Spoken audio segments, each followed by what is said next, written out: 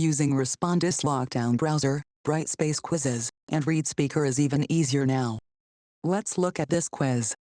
As you can see, we have the web reader player on this page. But let's go ahead and launch our Respondus Lockdown Browser.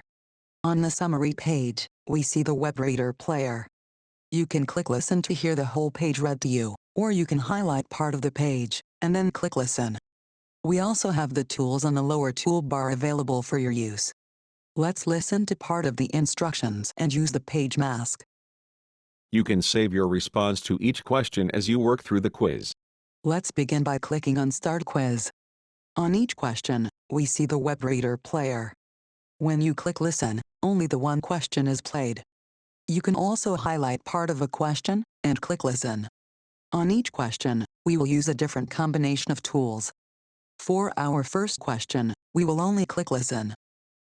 I use DocReader to read which of the following file types in content: HTML, Office files, DOCX, PPTX, XLSX, PDFs, plain text, and rich text. MP4, MP3. We know the answer is Office files, PDFs, text, and rich texts. Moving on to question 2, let's listen and use enlarged text. Which of the following tools use WebReader? Mark all that apply. Assignments or Dropbox. Discussions. Quizzes. Content or lessons. We know that WebReader is now in assignments or Dropboxes, quizzes, and content or lessons. For our last question, let's listen and use the page mask. Remember, we need to turn off the enlarged text tool that we used on the last question.